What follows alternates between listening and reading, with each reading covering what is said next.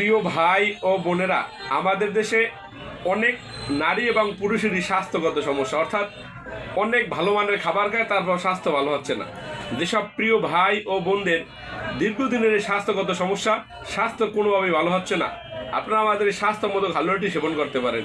অনেকেই বলে থাকে যে স্যার সাইড এফেক্ট মুক্ত ওষুধ চাই, আসলে বাজারে তো এগুলো খুব পাওয়া যায় না, কারণ অল্প টাকায় ভালো কিছু আসলেই দেওয়া কষ্ট হয়ে যায়।